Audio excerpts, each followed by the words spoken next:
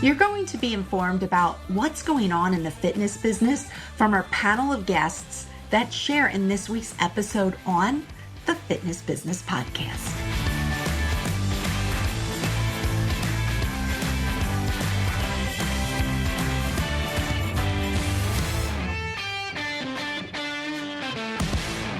As a host of the Fitness Business Podcast, I would like to welcome all of our first-time listeners. And if you are a regular listener, we want to thank you for your continued support, and we appreciate you coming back. Now, here's a fun fact for you. Did you know you can go to fitnessbusinesspodcast.com and listen to our entire catalog of shows? Now, that's what I would call binge listening. And finally, whether this is your first time listening or if you're a veteran of the podcast, if you get value from any of our shows, we are grateful in advance of you posting a review on iTunes.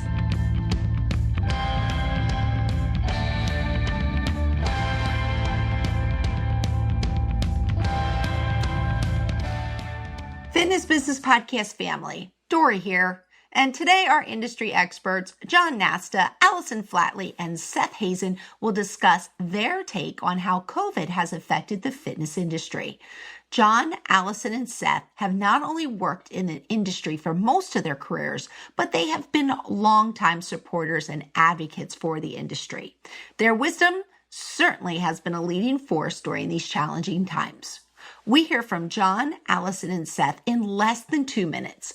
First, a huge thank you to One Fit Stop for supporting our show. One Fit Stop is modern fitness studio software built for the growing multi-location studio, providing scheduling, client management, programming, payment collection tools, and more that will set your business up to grow. To find out more, go to onefitstop.com or click on the link in today's show notes. Thank you, One Fit Stop. Now, everybody, make sure you check out One Fit Stop at www.onefitstop.com. Get your pen ready now for Keep Me's Fit Bizpiration. What are 3 discussion points from today's show? Number 1, many clubs have had staff leave during COVID to launch their own garage gym or virtual classes. What does that say at a deeper level in our business? Number 2, what is the message to members as clubs try to get them back inside their facilities? And number 3, what are 3 staff retention tips? Next week, I interview Rick Morgan, and he has some really great information on tips to buying a fitness franchise. So after this week's full interview, I'll introduce you to Rick, and you'll hear why you need to come back to hear his interview. MyZone has pioneered unique wearables with talking point technology that makes the difference. Reach more members of your community and keep them engaged for longer through motivation and gamification wherever they choose to work out. In the gym, at home, or outdoors, we're stronger together.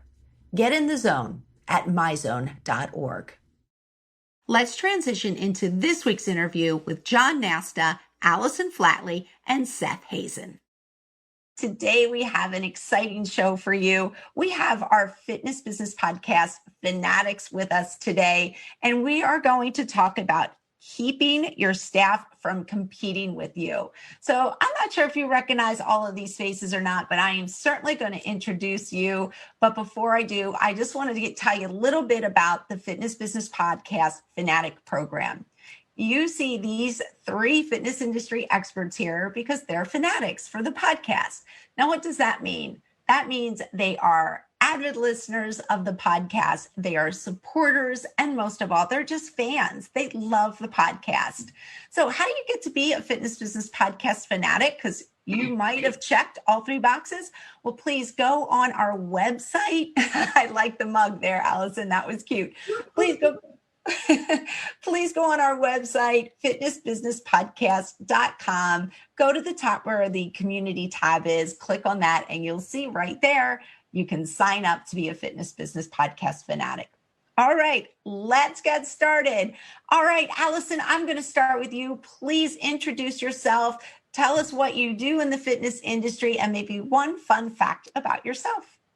All right. Thanks, Dory. Hi, Jon and Seth. Happy to be here. I am Allison Flatley, and I do consulting in the industry. And I was an operator for 30 years, all types of clubs. And now I help suppliers and clubs with their business operations strategy and business development. And a fun fact about me is not only am I an FBP fanatic, but I am an Olympic fanatic. So I'm getting ready this week with the opening ceremonies to have no sleep because I love every single sport and can't get enough of it. Awesome. Yes. Go USA. Sorry, Jon. All right. Up next, Jon, go ahead. Just take 30 seconds. Introduce yourself. Tell us what you do in the fitness industry and one fun fact about yourself. Thanks very much, guys. It's great to be here with you all. Obviously, my name is Jon Nasta. I work for a company called Retention Solutions. I've had for 14 years. I've been really lucky to be involved with some fast-growing businesses, both as an operator and as a supplier. A lot of people will know me from setting up Matrix Fitness over here, bringing Retention Solutions here, and helping grow a chain of clubs called Exercise for Less, where we ended up with 52 clubs and 350,000 members. And a fun fact you might know about me is that I can do palmistry. I learned that from an early age, and I was looking at that, and I think it says that Team GB is going to whoop the USA at the Olympics in the next 3 weeks. So sorry about that, guys. I think you need to go back and practice that palmistry a little more, Jon. All right. Seth, please take it away. Hi, everybody. I'm Seth Hazen. I'm the Chief Wellness Officer at the Peninsula Jewish Community Center in Foster City, California. I've been in the wellness field for over 25 years now, primarily managing community centers or nonprofit centers on the West Coast. I've also served as a consultant and am still currently a consultant nationally for the JCC Association. So I consult with JCCs all over the U.S. Fun fact about me is that despite living in the city, I'm actually a country boy at heart. I grew up on a farm, and despite our small footprint here in our residential area, we have 7 chickens, a rabbit, 3 cats, and 2 dogs in our household. Oh, that's awesome. Yes, his own little farmette, I would say. Got more eggs than I know what to do with right now. All right. Well, everybody out there following along, we're going to get started. I know you just can't wait for our Fitness Business Podcast Fanatics to dive into the material today. So again, our topic is keeping your staff from competing with you. And Allison, I'm going to start our first question with you. And that is, many clubs had staff leave during COVID and post-COVID. And then they went and they launched their own, garage gym, or they did virtual in their family room or their basement, wherever they could find space. What does that tell us at a deeper level in our business?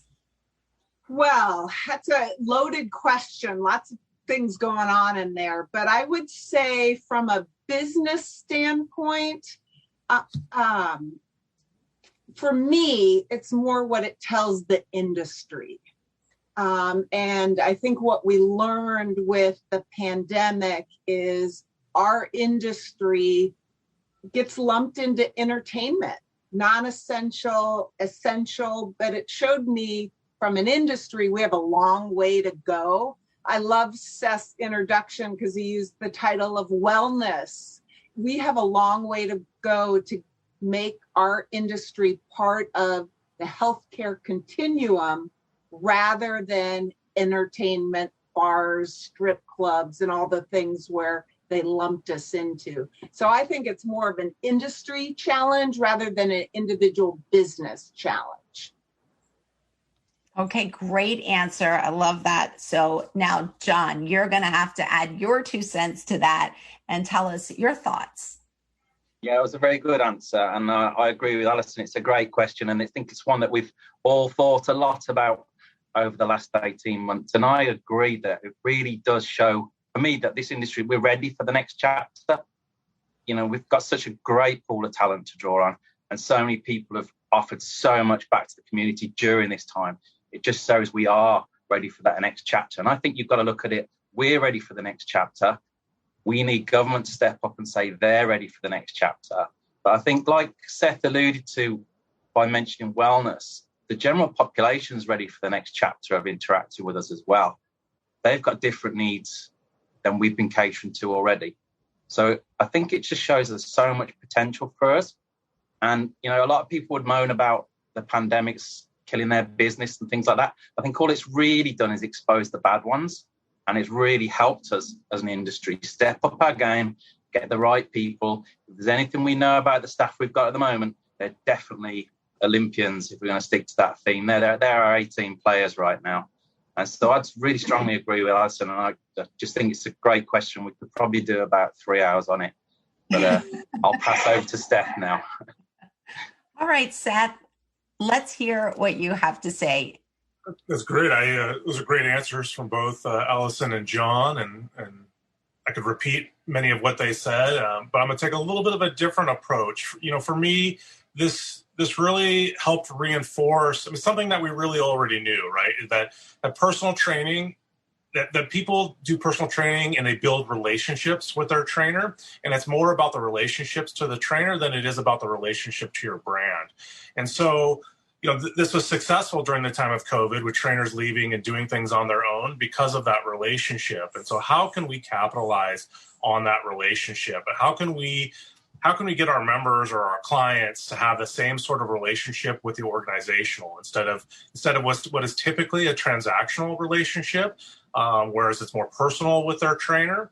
And so, you know, for our business, that's the real big takeaway for us, and it's forced us to change how we operate and how we offer PT moving forward we're not really post-COVID, but in the further into the stages of COVID and as we move forward down the road. All right, all three outstanding answers, but we actually do have a couple questions already coming in from our viewers. So I am going to just take a look here. The first question is from Olivia, and she's from the land down under. What are you most looking forward to in the future of the fitness industry? And Seth, you know what? I'll have you answer that one. I'm going to take the easy out on that one. I mean, I'm looking forward to getting back to more pre-COVID normals. I mean, I think COVID has really changed how all of us are going to operate moving forward. I think these kind of challenges that any business face makes us better. So I look forward to those changes and how they're better both for the business and for our members. You know, one of the big changes that we're constantly assessing and talking about is the spacing of equipment. We probably much like Allison and Jon have experienced. I mean, we crammed as many pieces of equipment in a room as we could fit. Everything was touching, equipment was on top of each other. I don't really see us going back to that in the future. And I think that's a benefit, certainly a benefit to our members as well as our organization. I mean, it's easier to clean, it's easier to provide maintenance on equipment. And to the member, the benefits are obvious. They're not right on top of each other. You know, sweat's not flying and hitting the person next to them. So I really don't see, I mean, I see equipment moving closer, but I don't see them being touching and being crammed in much like we did in the past. And that's one thing that I'm looking forward to, because it's one thing I always personally despise going into a gym. Okay, good. Excellent. And Allison, I'm just going to have you answer the same exact question. You know, Olivia had a good one there, so let's hear your point of view. You know, I guess what I'm most looking forward to is spaces in our fitness centers and our wellness centers and our community centers that are high activity, but it's not necessarily around fitness. So it's around being well and around engagement and around, I mean, the little things, you know, that people can interact together. I mean, the clubs that I visit, the communication between members and staff is an all-time high right now. because I think we've been stuck at home and we love the interaction with people. And so I'm looking forward to that continuing, and for clubs to provide spaces where that continues versus everyone puts on their earphones and they exercise alone.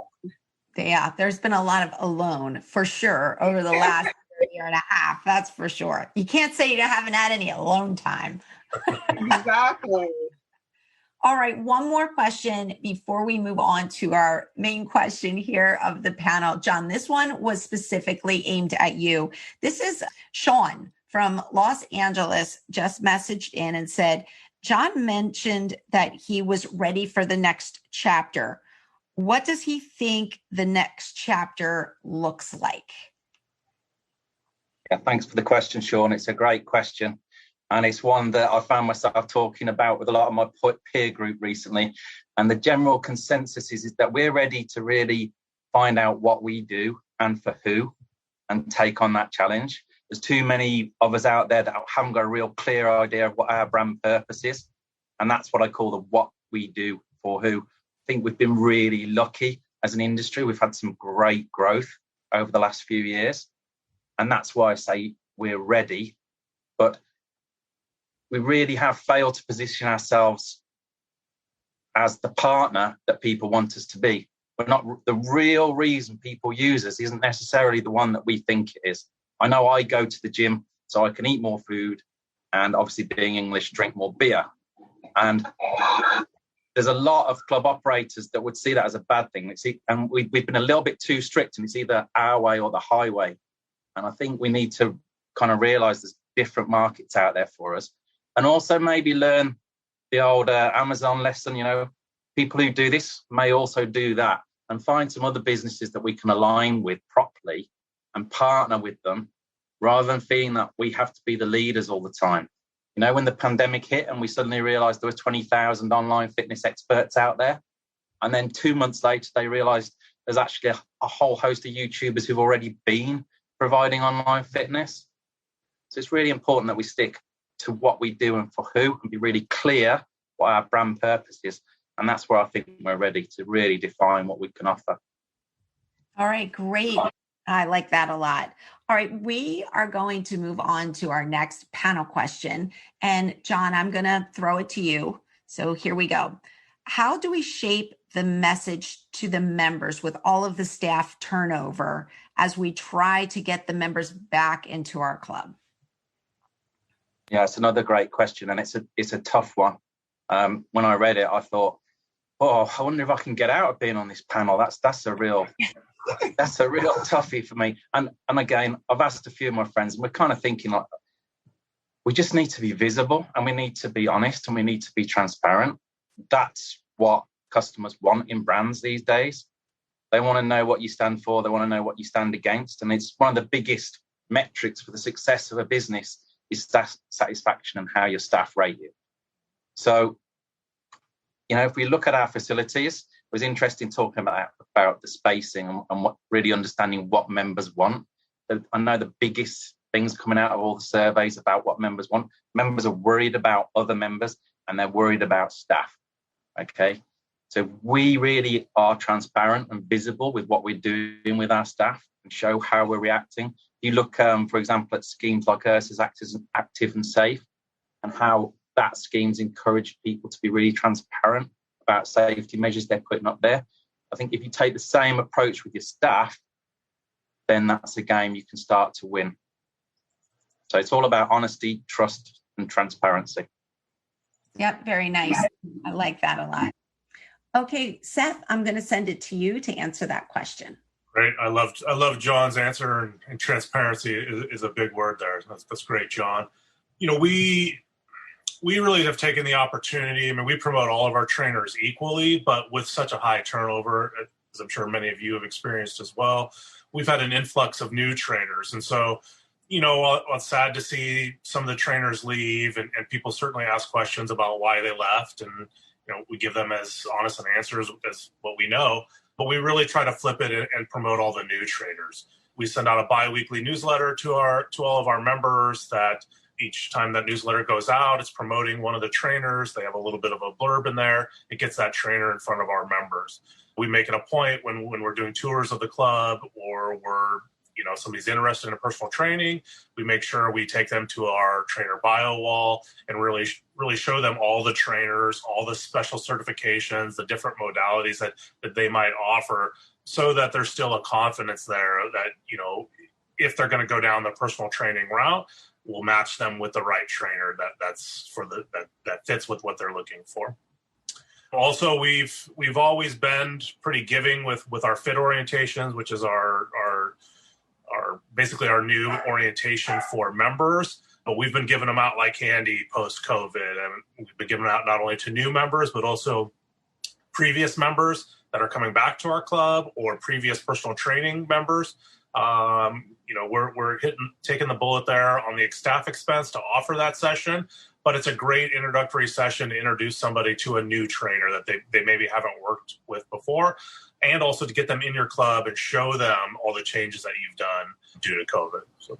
Okay, excellent. Great. And Allison, finally, go ahead. See if you have something different to share. Well, I just say from a business perspective, I hope that everyone welcomes and celebrates in the onboarding process staff, whether it's trainers, front desk, cleaning people, everyone. Welcome them and celebrate with them and introduce them to your audience. And then when people leave, do the exact same thing. Celebrate their next venture and give them a warm send-off, because that's really where your clients and customers see you as a business and, recognize, your character as a business. So I would celebrate those as much. I think hiding departures is not a good business practice. Share as best you can. And then consider, especially depending on the situation, maybe you welcome them back for a quarterly master class if it's an instructor, or you welcome them back for a coffee session if they happen to be a morning front desk person, because your members hopefully had great relationships with these people and they'll want to see them again. So off board like you on board is a good business practice. Yep. I like that. I might have to tell our marketing director to use that as a quote. That was pretty good. Okay, so while you were all answering those questions, again, the Facebook feed is just blowing up. And the first response is actually, Seth, for you. And it is from Canada. It is, I hope I'm pronouncing his name correctly, Pierre from Canada. And he says he loves the idea, Seth, that you focus on the new trainers.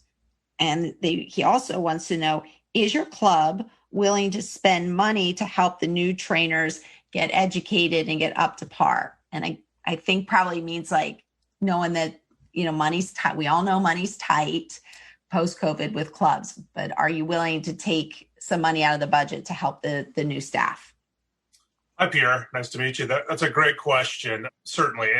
And to Dory's point, money is definitely tight, but you have to invest now to build your business down the road. And so, like many of you, it's been hard to get new trainers back in the door. We've had a lot more as of late, so it's been less of a concern. But in March, when we originally reopened, we only had a couple staff, and it took almost a month before we had our first applicant. And so we really got creative on recruiting. We hired people who were interested in personal training, and we put them on the floor. We provided, on-site support for them. And then we helped pay for them to get certified, which is big for people who are just starting out. Additionally, as I was mentioning the fit sessions earlier, those fit sessions have no revenue behind them. They're free for new members. They're free whenever we offer them, and we have to pay our trainer to offer them. However, we pay them at such a high rate that it incentivizes them to offer those sessions when they aren't doing personal training. And that is how they build their own clientele. So instead of, working the floor and constantly out there trying to build their own leads for personal training, we're in essence handing them leads every day, every time a new member joins. And we're a pretty high volume club with 100 to 150 joins a month right now. So we have a lot of new incoming leads, and we're funneling them through those fit sessions that new trainers are doing. And then it's their job to then convert them into those 5 packs or 10 packs or 30 packs, whatever it is that you may offer. So those are all upfront staffing costs that we're willing to pay or absorb for the long-term return on the PT package revenue. Okay, I think that's fair. Very nice. And we have one more question. Allison, Jon, I don't know if you both want to take it or one of you wants to take it, but I'll read it and then see what you think. This one, it's the guys. The guys are on Facebook today. We got lots of guys here. This is from George. He's from the UK. And he says, do you have any quick tips or advice on how to keep your staff from, I believe it's competing with the club with their own personal success? I think like if they're doing virtual on their own, and then also keeping them in the club. Do you have any tips or advice? Allison, Jon? I guess I would say I was never a fan of non-competes. I mean, if the trainer is successful themselves from a business perspective and a revenue perspective, I think it, in turn, the club is perspective. So I think it's just a lot of dialogue with that trainer on how the business and the club can support the trainer's goals and just really, align the missions. Would be my opinion or comment for the trainer. Okay. Jon, do you have anything to add to that before we move on to our next question? I really like that answer, Alison. Align the missions, and I like what Seth was saying earlier. It's not just about what your trainer can do for you. It's what can you do for your trainer. I think if George is talking about trainers sneaking through PT sessions on your time, then again, it goes back to, recruiting correctly and making sure you're both aligned with your purpose and your goals and helping each other in the right way. That was good. I like that. That was really good. All right, let's go to our final question. And here's what it is. And Seth, actually, I'm going to start with you first. So here we go. What are your top 3 staff retention tips? That's a great one. And my top 3 tips are all in the financial realm. So I'm looking forward to hearing Allison and Jon's answers. And hopefully they have something different. But the number one retention tip that we have is your pay has to be competitive. It has to be high enough to compete with clubs in your area, but also now what they may be able to make on their own by cutting you out. And so, if your rates were low before, you might be eating into some of those margins to offer a much higher rate of pay moving forward to retain those trainers. And in return, you could potentially pass that expense on to your members by raising the rates a little bit to offset that as well. The second is how well can you fill the gaps when PT clients leave or take vacations, et cetera, because that decreases the pay a trainer might earn. For us, I already mentioned the fit sessions. It's an excellent way. It's not as high as what they earn on a PT session, but it's getting pretty close. And so it's an excellent way for them when they lose somebody on a short-term leave for a week, 2 weeks, whatever, they can backfill with these fit sessions. Again, that's not something that a trainer can do on their own. And so it's a further incentive for them to stay employed at your club. And the last tip is a big one, and many clubs may not be able to do this, but we offer benefits at a very low hourly point. So our medical, retirement, vacation, and sick leave benefits all start at 20 hours.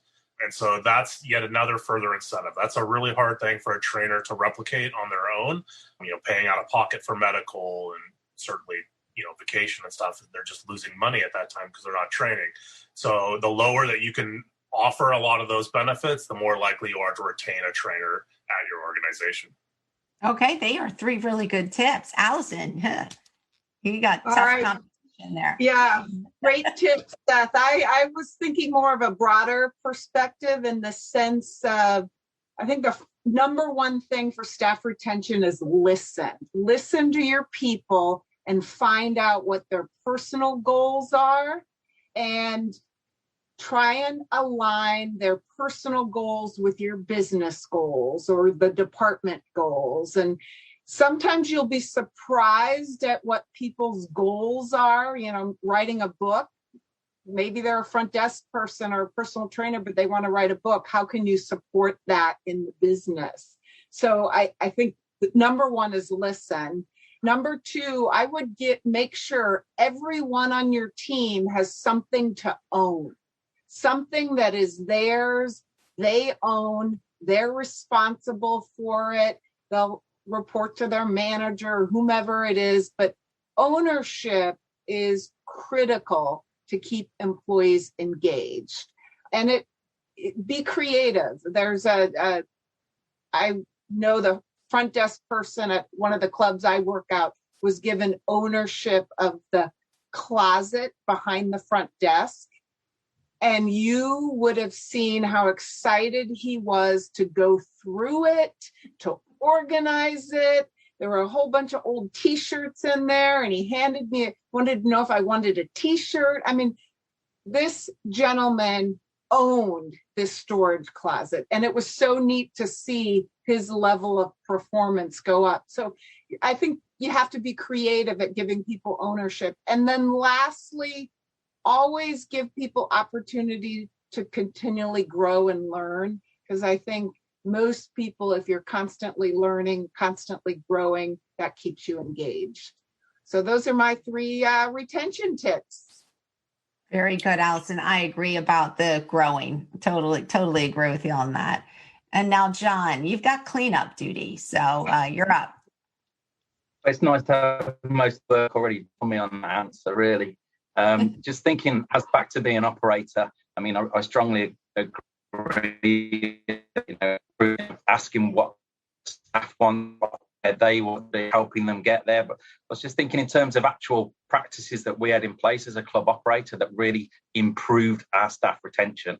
And the biggest 2 were thinking of our staff as our customers. We were obsessed with making decisions operationally based on customer feedback. And almost to the point where we could drive our managers insane, because if it wasn't coming through in the customer feedback, we'd be a little bit hesitant about making operational decisions without knowing the customers were driving it. So we started doing the same surveys with our staff, and we began to really see what the staff were talking about and what the staff wanted. And that really added months to the average length of stay of staff. And the other thing we set was a training program, which we called the Fast Track 100. We were a quick growing brand. We needed to fill positions in new clubs, and there's no better way to fill the positions than promoting within. But we needed to know who the people were that we needed to promote. So to join this program, you had to be nominated by your manager. You had to ask your manager to nominate you, and then we'd have joint groups in different regions across the country. You might have an area manager sitting alongside somebody from front of the house, and they'd go through a 100-day development program. And everyone would work alongside each other, and everyone would help. And almost as importantly, at the end of the 100 days, we'd have a proper graduation, caps and gowns, and one hell of a party. And that really, really tied in with our promise, our brand promise about being clear about what we wanted. We wanted to have fun and change the world.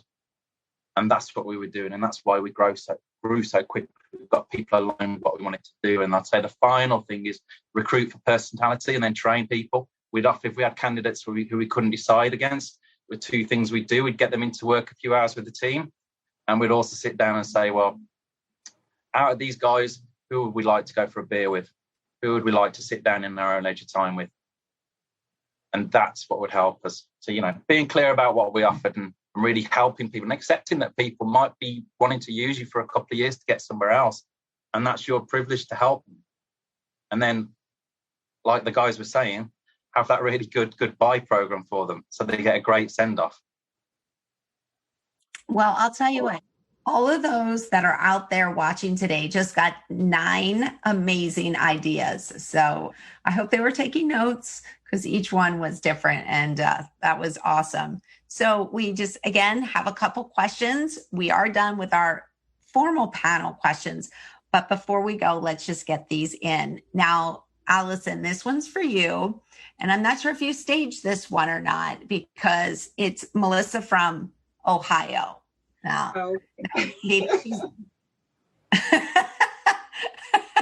Hey, is she a Miami graduate out there? All right, here we go, Melissa. Allison, I love the concept of engagement, especially in these times. What is a specific example of a specific way you practice engagement with your members? I am in need of some new ideas. All right. Well, I heard one yesterday that I'll give Matthew Wright a prompt, but he was doing video messages to people, video thank yous, which I thought was really cool. I haven't received one yet, but I thought that was a great idea. But engagement, let me see, with members. Gosh, Melissa, it's a terrific question, but I'm just... All right, so here's what we're going to do. I'm going to give you some time to think, because there's one for Seth. So we're going to put Seth in the hot seat. We'll come back to you before we're done. Seth, this is from Casey from North Carolina. Are benefits something that you have began to offer since COVID, or did you always have benefits? Casey, that's a great question. We have always had the 20-hour mark for our benefits in our organization. It was not a post-COVID change. We were south of San Francisco and north of San Jose in California. We're kind of like in this bizarre middle ground, and there's a lot of heavy residential areas, but there's no college, it's not a hotbed for trainers, is what I'm trying to say. And so it was one of the things that our organization established, 15 or 16 years ago to help incentivize employment across the organization for all of our departments, not just trainers, to help solve the whole retention issue. Because once we get an employee, we want to keep them as long as possible, and so that really helps. But I was sharing that as an example previously because it's just with trainers leaving and working on their own, those are costs that become out of their expenses that are out of their pocket. And so it's one of the things that a trainer would then have to weigh in making that decision. Do I want to give up all of this that the organization I work for is giving to me that doesn't cost me anything, in order to go out on my own where I can't replicate those features? So. All right, perfect. Great response. Allison, I'm going to give you about 15, 20 seconds because we're going to wrap it up here. Did you come up with something? All right, Melissa, you know what? I just looked down at my desk and I saw my sunglasses that I picked up at the club at the front desk. They handed it to me this week. So it has their logo on the side and was fun. But they do like a fruit basket that you get an apple on your way out. They do you can get an orange on the way out. I think right now they're magnets to put on your car. And if somebody sees your car in a parking lot, you get something under your windshield. So that's to try and get engagement within the community. So I think there's a ton of ideas with members. The great thing I've seen within the last few months is engagement is so high with members. Lisa Gorsline, she has a gong or a bell in her club. So when you finish your workout, you ring the bell on the way out, or you hit the gong on the way out, something to celebrate on the way out. And, I know some clubs used to do the high five, but that maybe is something that you don't have to touch anybody with. Hit the bell or ring the bell, swipe it on the way out. But just make it fun. Yeah, just make it fun. All right. Well, thank you so much, Seth, Jon, Allison. Thank you for joining today on our lunchtime panel, at least here in the U.S. lunchtime panel. Love that you guys are fanatics. Remember, all of you out there, you certainly can be a Fitness Business Podcast fanatic. Just go on the website, fitnessbusinesspodcast.com. Go to the community tab, click on there, and you'll get all the instructions how to become a fanatic. So if you're a listener, a supporter, and just a fan of the podcast, we'd love to have you join our fanatics.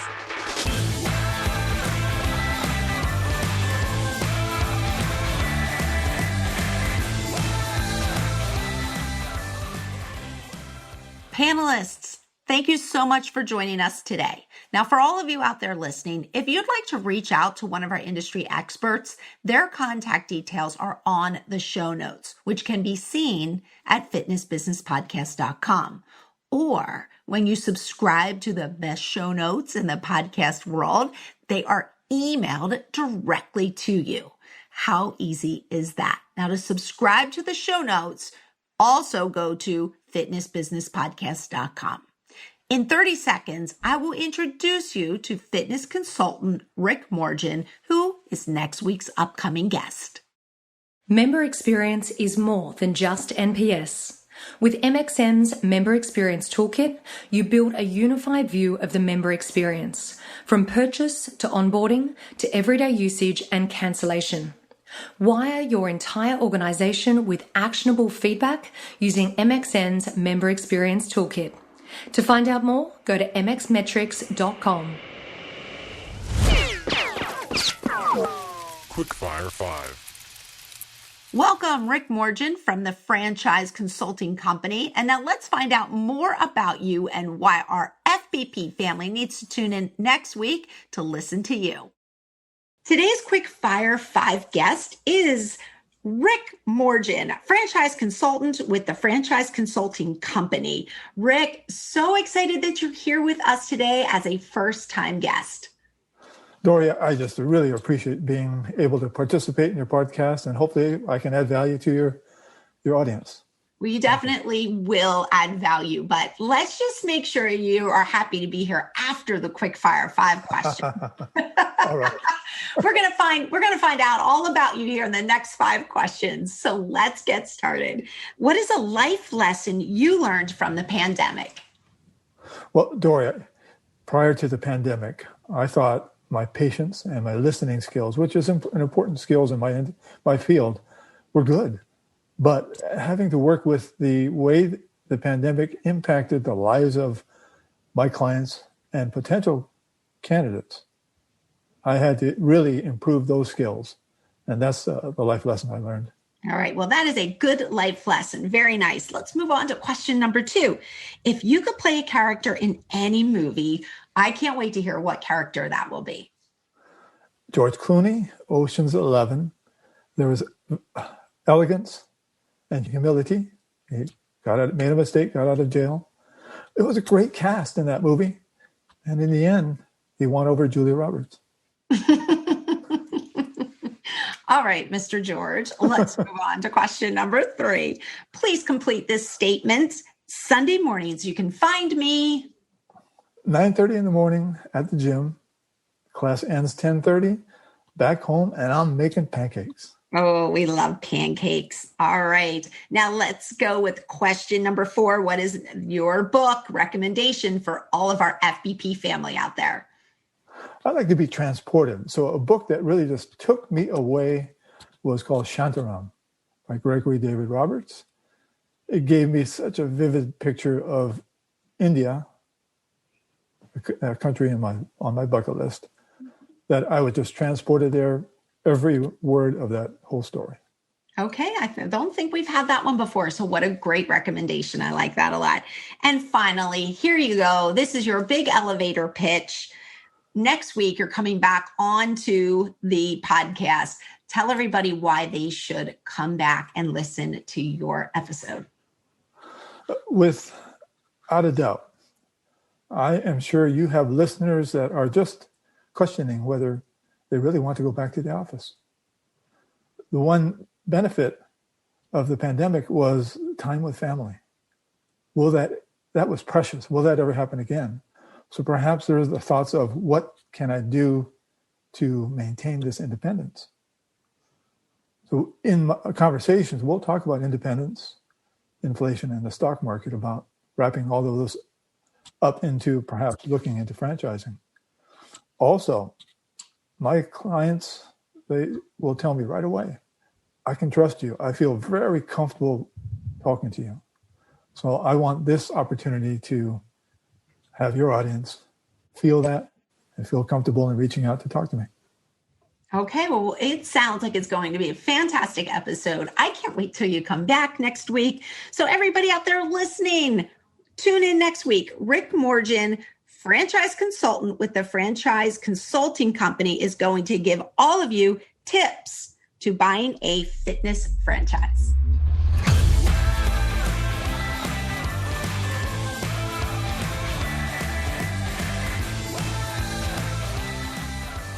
Hey there, Fitness Business Podcast family. Jason Stoll here, your host of the Thinking Ahead Show. Each Thinking Ahead show features the very best in expert authors, professional speakers, and industry leaders from both inside and outside of the fitness industry. The mission of each show is to challenge our listeners to step outside of their comfort zones and start thinking ahead.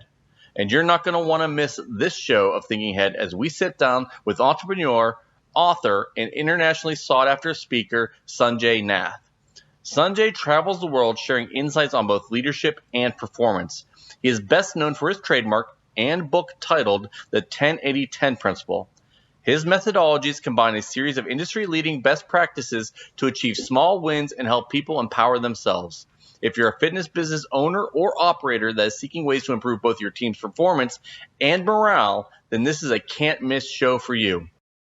Calling all trainers, fitness owners, those of you in sales, club owners, and club operators. You are going to love the insightful episode with Rick Morgan. So make sure you subscribe to the show on your favorite podcast player, or better yet, let us do the work for you and we'll send you the show. Subscribe at fitnessbusinesspodcast.com.